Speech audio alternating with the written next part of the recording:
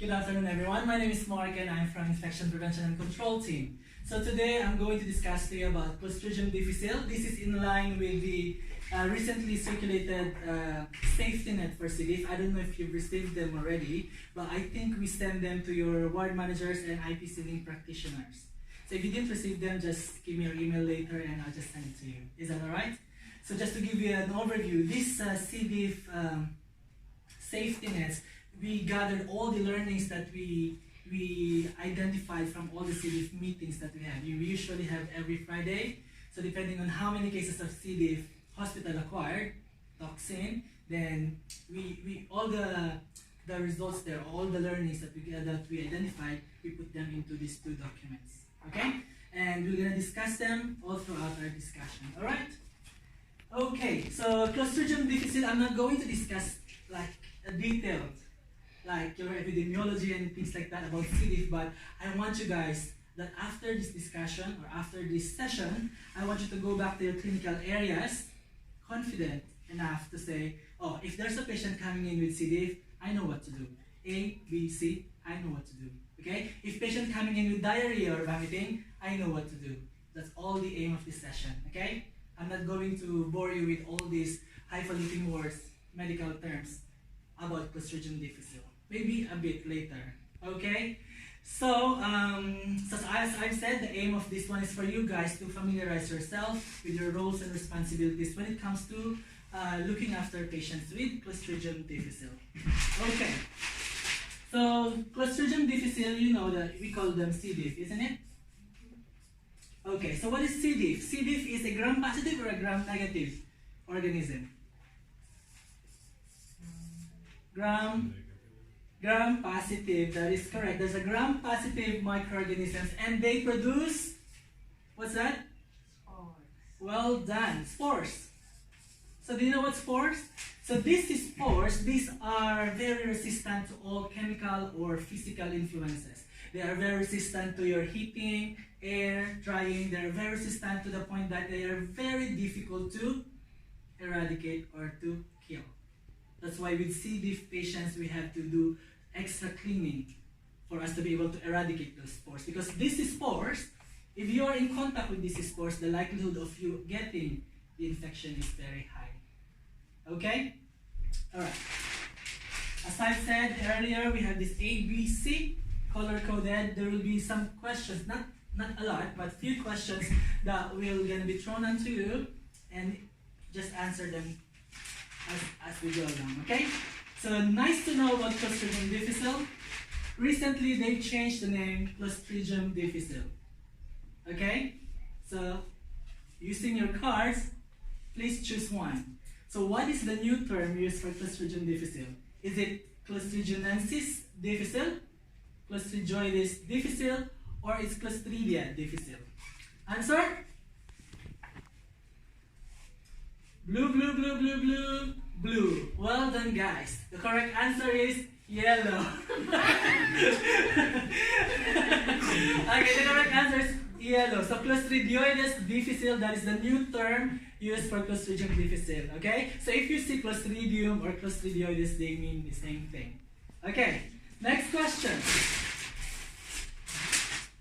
Number of cases. So every year, every financial year, from April to March, we have a target Clostridium difficile cases only. Okay? And for the last financial year, how many do you think cases? Yeah? So if it's A, we have 71, B, 81, C, 84. What's your answer? Have a guess. Correct answer is, all of you at the back, it's 81. Yay. Okay? But you know our target is 71. We can be on our trajectory. Yeah? Not too far, yeah. Okay. So the next part would be, I have prepared some paper here. I want you guys to pick one and then tell me something about C. diff that you know related to these words in here. Is that okay? Okay, who wants to go first? Okay. And can you read it? clinical review. So when we're dealing with C. diff, clinical review is very important. Why? This has something to do with your sampling. Because most of the time, we receive unnecessary samples. Because most of the time, staff don't know when is the appropriate time to send samples. Let's say, for example, patient came in with diarrhea and vomiting. Are you going to send samples straight away without reviewing the patient? If it's in A&E, maybe yes. I would say yes, send sample. But if the patient is in the ward, we have to consider reviewing the patient. So with clinical review, who's going to do them? Nurses and doctors. Are we clear? Okay? So what are we going to review? Give me one. Related to C. diff. Your laxatives. Well done. So your laxatives, why do you have to review them? Because most of the time, of course, if you're taking laxatives, you can have diarrhea, isn't it? So if you think that your patient is having diarrhea now, and you saw on the drug chart, oh, patient is on laxative, should I send a sample straight away? Or no? No, you have to wait for how long? 24 to 48 hours. If the diarrhea persists, then yes, by all means, you send the sample. Okay? There's one instance where I phoned the ward, yeah, and then this nurse said that, oh, the patient is not on laxatives because I can't see any Movicol in the drug chart. Okay, that's fine. So I wrote that one because we base sometimes our assessment on the information you give us. Yeah, and our advice will be depending on the information you give us.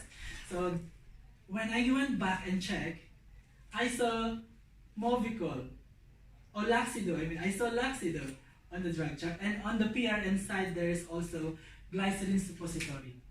So we need to make sure that we know our laxatives. Yeah, and if you see, as I said, if you know that the patient is on laxatives, stop them, wait for 24 to 48 hours, and then send the sample.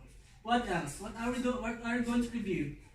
Your PPI, your proton pump inhibitors. Why? What's their action? Why do we have to review them? Your proton pump inhibitors, your omeprazole, your lansoprazole, their action is to decrease the acidity of your tummy. So if the acidity of your tummy gone down, then there's more opportunity for the microorganism to grow, to multiply, isn't it? So if that happens, then it will lead to an infection. What else? We need to check if the patient is taking your antibiotics, isn't it? Because we know that antibiotics, they alter your normal flora. And it's the same principle. If the flora in your gut was altered, then there's a more opportunity for your microorganisms to multiply. What else do you think? Are they having NG feeds? So you have to review that as well. Do we have to stop them or do we have to change them into something else? Okay? So these are the things, most of the things that we need to consider before sending samples. Okay? It's not that, oh, patient's having diarrhea, send samples. And one important thing when sending samples, how many bottles do you have to send? 1 or 2? 2? This is the most common error of most of the wards here. Because every time they send 1 bottle for C. diff, but they don't send 1 for norovirus. Even how many negative samples you have for C. diff, I won't gonna isolate that patient because I know that there's no clearance for norovirus. There's no result for norovirus, okay? So every time you send sample, you need 2 bottles, okay? 1 for C. diff and 1 for norovirus. Well done. Next. Documentation. So what do you think aspect of documentation is very relevant to? Proper documentation of the virus. Yeah, well done. Yeah, documentation of, this is your stool. Now we got electronic, so we need to make sure that you're documenting them properly.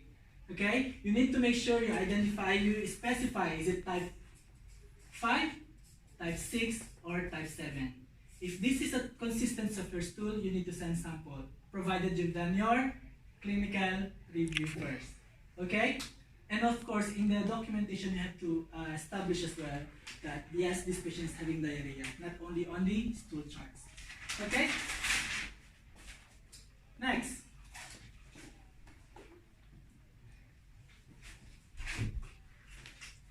And that is your hand hygiene.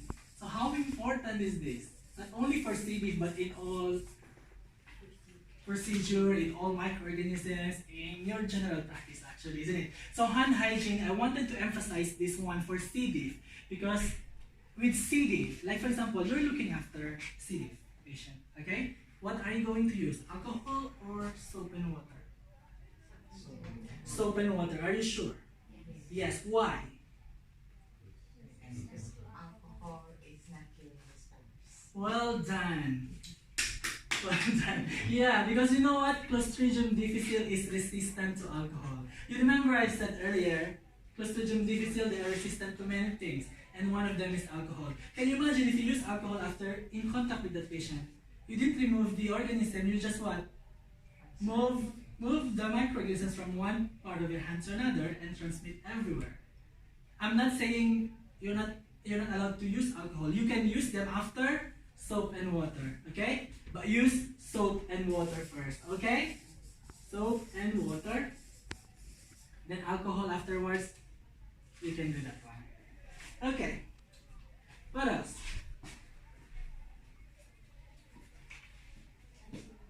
Isolation is very important, and this is always been the problem, isn't it? Isolation. Do we have to isolate patients with Clostridium difficile? Yes. Yes. So from A&E, if you receive the patient diarrhea and vomiting, they will isolate the patient. They will send sample. But in the case of, in the ward, do you isolate patients with diarrhea and vomiting? Yes. Yes. You have to isolate them in a side room, single side room, preferably with an ensuite. Yeah, there's a toilet. Okay? If there's no toilet, then we need to allocate one commode inside that room. Okay? And one of the most important thing is to keep the door closed. Oh, what if the patient is risk of fall? Then you do your own risk assessment. Okay? Do we need to put a one-to-one in that patient inside that room? Or, but we never leave that door wide open. Okay? Because you remember the spores will travel. Okay? What else? What is the isolation sign for C. diff? Enteric precaution, what color? Pink? I got that one. Yes, pink border and then yellow or orange. This is enteric precaution. This is for fecal oral transmission. Okay. What else? I'm gonna pick one. PPEs. What PPE are we going to use? Yeah? Are we going to use a long sleeve gown for C. diff? No. Are we going to use mask for C. diff? No. What are we going to use? You mentioned it?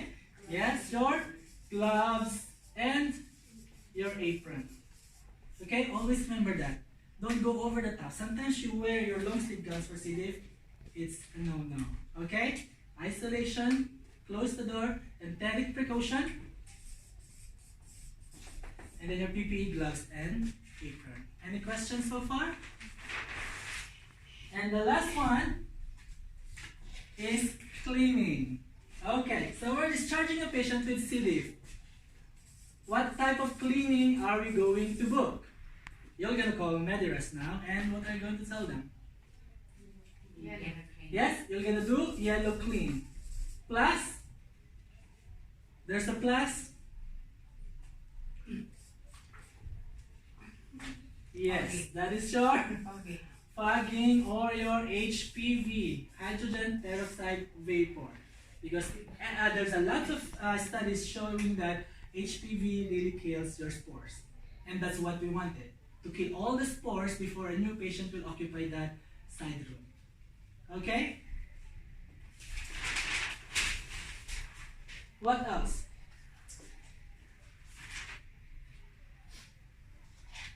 So we're going to apply what we've learned, okay? But let's just review from the top. For isolating a patient, do we need a side room? Yes or no? Yes. What precaution are we going to use? Enteric precaution, well done. And do we, the question is what? Can we isolate the patient with C. diff? That's an alert here in C. diff. Can we isolate them once we've identified them with C. diff?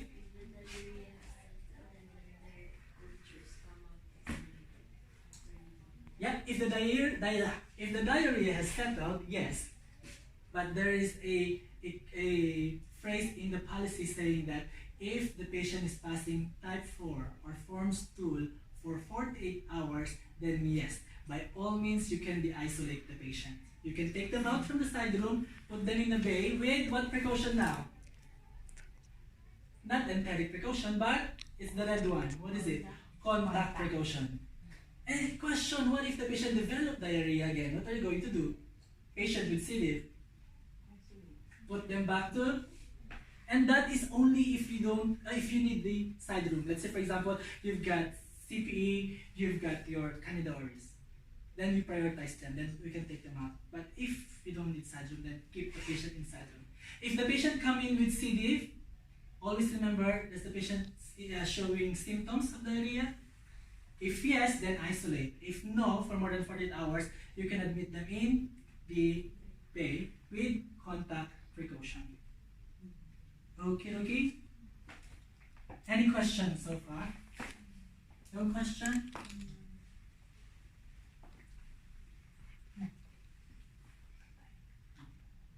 Okay. So, just to sum it up now, yeah? So we've talked about Clostridium difficile. Clostridium difficile are gram-positive ones, and they produce what? Spores. And they are very resistant to not only alcohol, but many things. Okay? So how are we going to isolate the patients? Is it in a side room, yes or no? Yes. Are we going to use apron and gloves? Yes. Are we going to use mask? No. Are we going to use long sleeve gowns? No. Are we going to review the patient first before sending samples? Yes. Are we going to look into the antibiotics? What else? Laxatives, your PPIs. Well done. Yeah? So are we going to send one bottle? 2 bottles. One for C. diff and one for norovirus. Well done. And always remember, when you're looking after a patient, you always go back to there's always a flag in the EPR anyway. Yeah? So if you think that this patient is having diarrhea, just check, is this patient previous C. diff or norovirus? At least you can establish the baseline as well. And you know what precaution, what measures you're going to do. Okay? Alright. If you don't have any more questions, thank you very much for coming, and God bless you all. Thank you very much.